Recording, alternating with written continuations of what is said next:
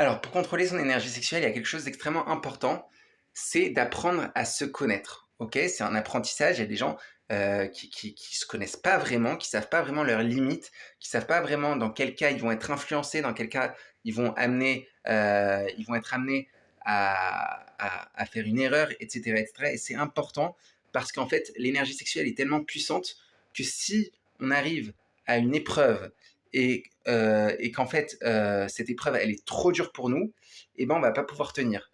Et donc, ce qu'il faut faire, c'est de pouvoir mettre une barrière. Ça veut dire vraiment savoir que voilà, cette épreuve, je sais très bien que c'est trop dur pour moi, je peux tomber dans ça et ça va me détruire. Donc, je vais mettre une barrière. Je vais, par exemple, pas aller voir cette personne-là. Je vais peut-être aller voir cette personne-là, mais faire en sorte de ne pas se retrouver seul avec cette personne-là, etc., etc.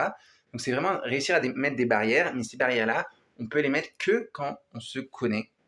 Et c'est pour ça que c'est extrêmement important de se connaître. Dans la médecine chinoise, par exemple, il y a l'énergie des reins qui est en lien avec la force de volonté. Et si vous avez par exemple une faible énergie des reins, eh ben vous pouvez avoir donc une faible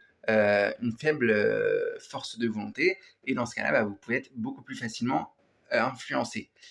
Et donc là, vous allez devoir mettre beaucoup plus de barrières, faire beaucoup plus attention. Aller, peut-être ne pas aller à des endroits que les gens, que d'autres personnes pourraient aller parce que vous savez que vous n'allez pas pouvoir tenir. Vous êtes faible au niveau de votre force de volonté, etc., etc. Donc chacun doit se connaître où sont ses faiblesses, où sont ses points forts aussi, parce que si vous pouvez ne pas être impacté par quelque chose, bah, vous avez pas à vous en priver. Mais voilà, faut se connaître. Et donc, pour apprendre à se connaître, bah, faut essayer de s'observer, observer son corps, observer son esprit, observer ses réactions, observer comment vous vous comportez face aux gens, etc., etc., pour vraiment réussir à détecter où vous allez devoir mettre des barrières, où vous n'avez pas besoin de mettre de barrières, et comment vous allez faire donc pour faire en sorte de bien exprimer son énergie sexuelle et pas l'exprimer d'une façon qui va vous détruire. Voilà, je vous souhaite une bonne journée.